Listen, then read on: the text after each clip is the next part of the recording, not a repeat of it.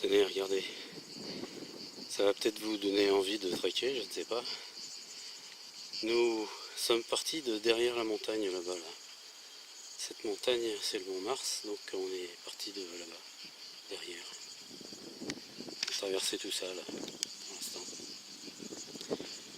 Toute cette végétation, ce dédale de rochers découpés, d'arbres, d'arbustes, de pierrailles. Voilà, on est arrivé par en bas là. Et voilà la vue qui s'offre à vous. Dès que vous êtes un tout petit peu en hauteur.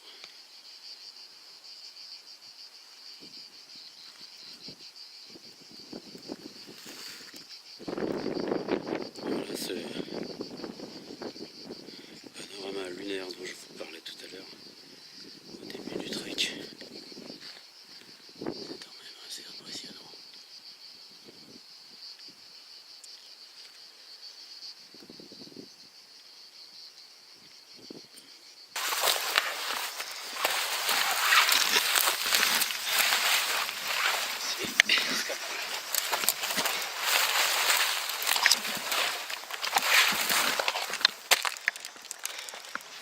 J'essaye de suivre le passage du Ravigny des Eaux-de-Pluie parce qu'en général il libère une petite passage. C'est que la progression est bonne. Là je suis dans une végétation qui n'est pas lente.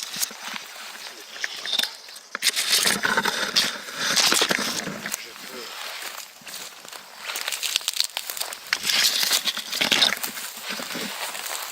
peux me déplacer sans difficulté.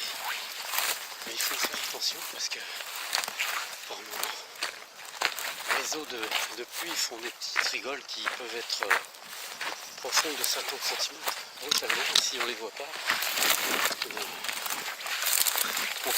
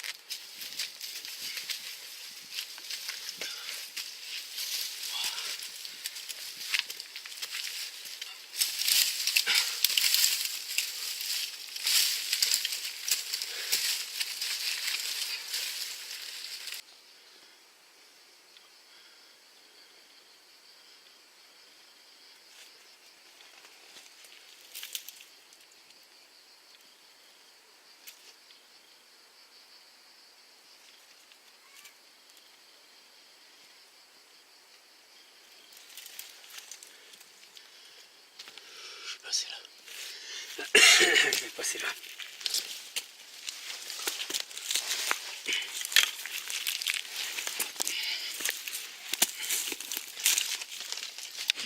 J'essaye depuis tout à l'heure, je longe la bordure des massifs et je le fais petit à petit évidemment. Mais c'est comme ça que je trouve des passages. Ça m'évite de faire de la grosse escalade. Bon.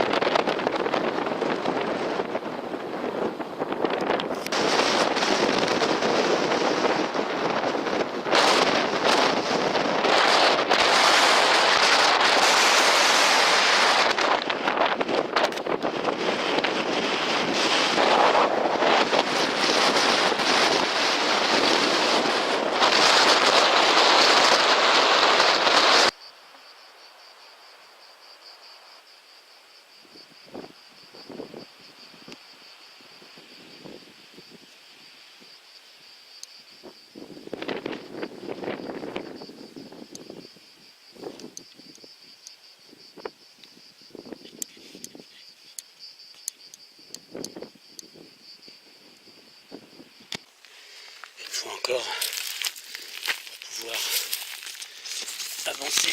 Il faut que je reste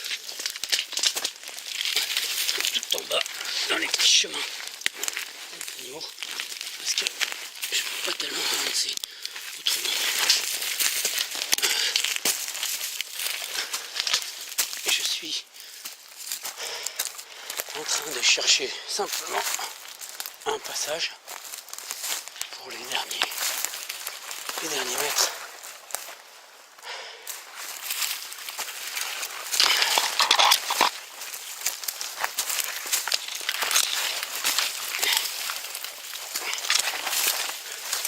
Le vent s'est mis à souffler relativement fort depuis une bonne heure là. Je suis à l'abri là parce que je suis dans les arbustes.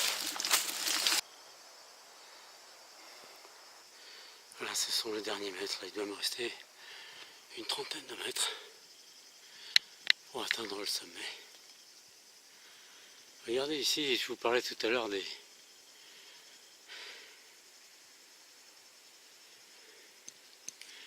bruyères arbustives. En voilà une, et elle est fleurie là.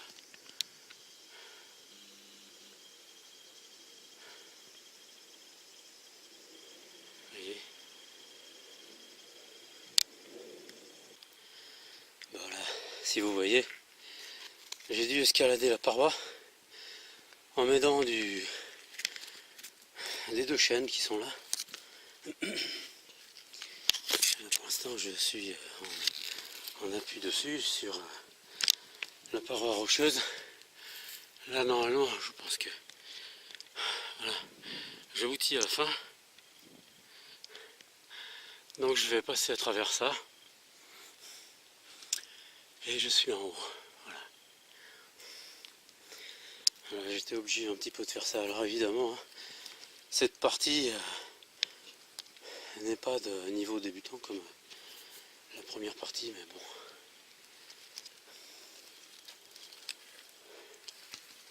Allez. Je continue. Ça c'est de la térébinthe. Ce petit arbuste là. Ça fait des petites boules jaunes, enfin des boules, pas tout à fait des boules, des gros haricots jaunes l'été. Et à l'intérieur il y a des espèces j'ai l'impression que ce sont des petites larves, enfin, ou des œufs. Je sais pas. En tout cas ça sent bon. Et ben, je suis arrivé sur un des 3 éperons rocheux que je vous ai montré tout à l'heure. Je crois que c'est le second, je vais vous le montrer. Il y a pas mal de vent. J'ai enlevé mon polaire pour que sèche mon t-shirt parce que je suis trempé pieds. Je vais vous montrer, je vais vous montrer tout ce qu'on voit d'ici. Hein. Mais juste avant, parce que c'était quand même assez particulier, je vais vous montrer une petite chose. Regardez, malgré qu'on soit tout en haut, voici des crottes animales. Je suppose que ce sont certainement des mouflons. Si quelqu'un reconnaît ces excréments, eh bien qu'il me laisse un commentaire, j'en serais très heureux. Voilà, je ferai certainement des recherches entre temps, mais voilà. Bon, je vous montre le panorama. Voilà, ce sont les 3 éperons rocheux qu'on voyait tout à l'heure. On les voit d'en haut. Là, je suis sur celui du milieu. Et là-bas, c'est... Vous voyez, si l'animal est venu ici, en tout cas, il s'est bien campé.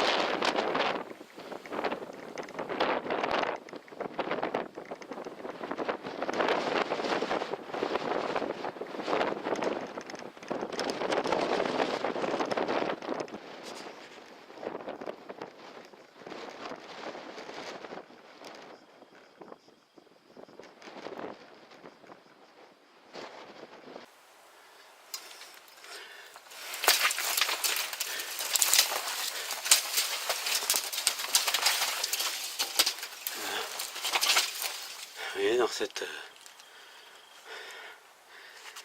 petite grotte, on va dire. Un animal qui a dû faire son nid. Il est parti évidemment, ça fait un petit moment, j'ai l'impression. Toutes les cavités peuvent être utilisées parfois par les animaux.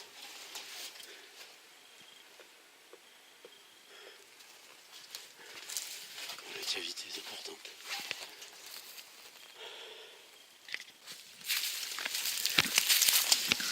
Bon, depuis tout à l'heure j'ai attaqué la descente. C'est plus difficile que de monter. On est emporté par son propre poids évidemment. Je sais pas si j'allais rester là-haut. Je m'étais dit peut-être. J'avais emmené juste mon porte-avions en polaire. Mais là il y a trop de vent. Du coup en ce moment en plus de ça, les nuits se sont énormément rafraîchies. Donc je vais pas pouvoir y rester. Donc là, je descends. Le plus dur, ce sont toujours ces espèces de lianes épineuses qui passent en travers, qui vous blessent plus ou moins. Donc quand on va doucement, quand on fait attention en général, c'est pas bien si on force pas. Et si on veut forcer, que évidemment on n'a pas le temps de sentir les choses ni de voir, et là on peut se blesser. Mais un trek c'est pas une compétition. Un trek c'est vraiment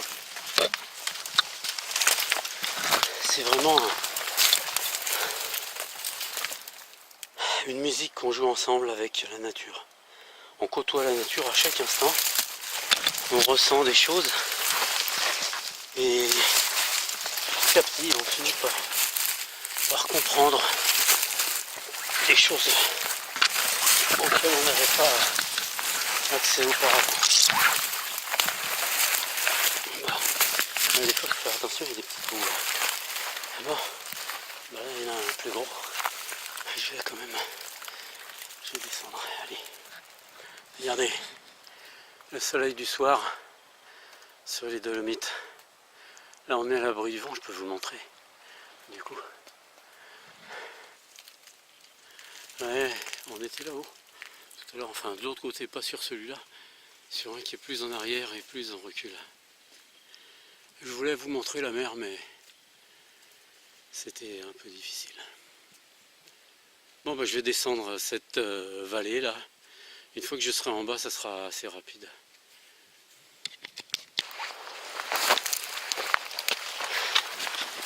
Ici ce qui est bien, c'est qu'il y a malgré tout quelques petits chemins.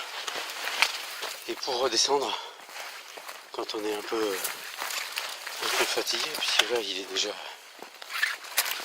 pas loin de 7h, 7h15 peut-être. Donc ça permet de gagner un peu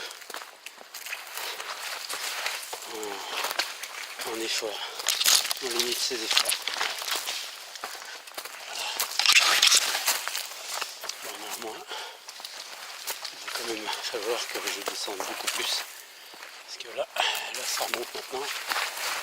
Donc, il faut que j'arrive à gagner la vallée du centre pour retrouver Mourez.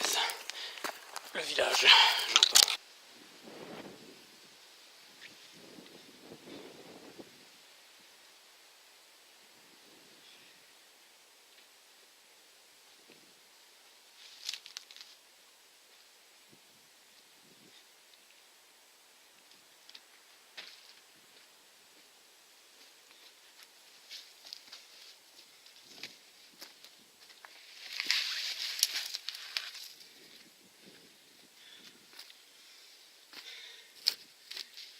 Bon, eh bien, je suis pas encore arrivé, mais